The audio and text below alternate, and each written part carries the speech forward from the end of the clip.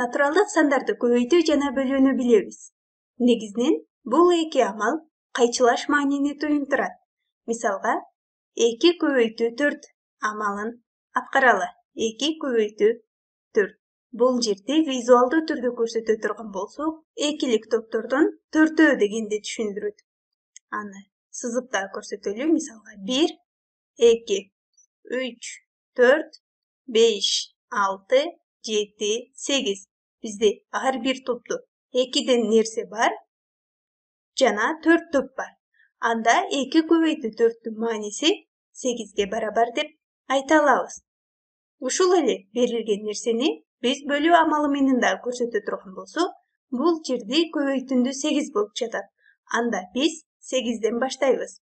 Бизде 8 нерсе болсун. Кайра эле ошол эле тегерекчелерибизди алып алалы. 1, 2, 3, 4, 5, 6, 7, 8. 8 тегерекче бар. Демек, 8 деп жазып алабыз.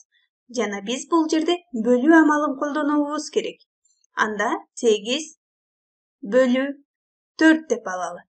8 бөлүү 4 бизге кайра эле 2-ни берет. Себеби бул жерде 8 тегерекче бар. Бул тегерекчелерди 4 топко бөлгөндө, мисалы 1, 2, 3, 4 топко бөлгөндө, ар бир топту 2ден тегерекче болду. Демек, бул жерде тийинди 2ге барабар. Көрүп тургандыгыбыздай, бул жерде көбөйтүндү 8.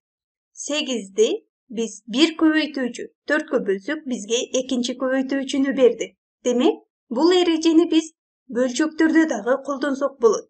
Мисалы, 3төн 1 бөлчөгүн көбөйтөбүз 3кө. 3кө көбөйтөбүз. Анда бул жердеги көбөйтүү амалын дагы биз визуалдуу түрдө көрсөтүп алалы алгач. Бул жерде 1 бүтүн. Алгач 3төн 1 бөлчөгүн көрсөтөбүз. Бул 1 бүтүндү демек биз 3 бирдей бөлүккө бөлүп алабыз. 3 бирдей бөлүккө бөлүп алдык. Анын ар бир бөлүгү бизге 3төн 1 бөлчөгүн берет. 3төн 1 бөлчөгүнүн бизге 3-өө керек. Бул жер 3төн 1, биринчи 3төн 1, экинчи 3төн 1, үчүнчү 3төн 1. Демек биз бул жерден айта алабыз 3төн 1ден 3-өө биригип 1 бүтүндү түзөт. Демек 3төн 1 көбөйтүү 3 ал барабар 1 бүтүнгө. Бул жерден мисалы биздин көбөйтүндүбүз 1 болду. Демек биз 1ди экинчи бир көбөйтүүчүгө, мисалы 3кө бөлөлү. 3кө бөлсөк, бул жерде 1 бөлүү 3түн тииндиси 3төн 1ге барабар болушу керек. 3төн 1ге барабар болуусу керек. Визуалдуу түрдө көрсөтө турган болсок, бул жерден дагы биз 1 бүтүндү алып алалы. Бул 1 бүтүн. Аны 3кө бөлөбүз. Демек, бул бүтүндү 3 бирдей бөлүккө бөлүп алабыз. 3 бирдей бөлүккө бөлүп алдык. Анын ар бир бөлүгү бизге эмнени берет? 3төн 1 бөлчөгүн берет. Демек, бул жер бизге 3төн 1 бөлчөгүн берет. Бул жер дагы бизге 3төн 1 бөлчөгүн, бул жер деле бизге 3төн 1 бөлчөгүн берет. Дагы түшүнүктүү болуусу үчүн дагы бир мисал аткаралы. Анда кийинки амалыбызды дагы жазып алалы. Мисалы, 4төн 3 бөлчөгүн көбөйтөбүз 4кө. Анда бул жерде көбөйтүндүнү эсептөбүбүз керек. Ал үчүн дагы биз 1 бүтүн сызып алалы. Бул жерге 1 бүтүн. Алгач 4төн 3 бөлчөгүн мында көрсөтөбүз. 1 бүтүн. Аны 4 бирдей бөлүккө бөлүп алабыз. 4 бирдей бөлүккө бөлүп алдык. Бул жерде биздин бүтүнүбүз ал 4 бирдей бөлүккө бөлүнгөн. Жана анда биз 4төн 3 бөлчөгүн көрсөтүү үчүн анын 3 көзчөсүн боеп коебуз. 2, 3 көзчөсүн боеп койдук. Бул жерде бизде бул бүтүн бизге 4төн 3 бөлчөгүн көрсөтүп жатат. Бизге 4төн 3 бөлчөгүнүн 4-өө керек. Демек, биз бул бүтүнгө барабар болгон бүтүндөрдү алып алабыз. Бул экинчи бүтүн. Экинчи бүтүндөн дагы биз 4төн 3 бөлчөгүн көрсөтөбүз. Кийинки 4төн 3 бөлчөгүн көрсөтөбүз. Бул бөлүк бизге 4төн 1 бөлчөгүн берет. Бул жерди койсок 4төн 2. Бул жер менен 4'tөн 3. Biz ekinci 4'tön 3 bölçөгүн көрсөттүк.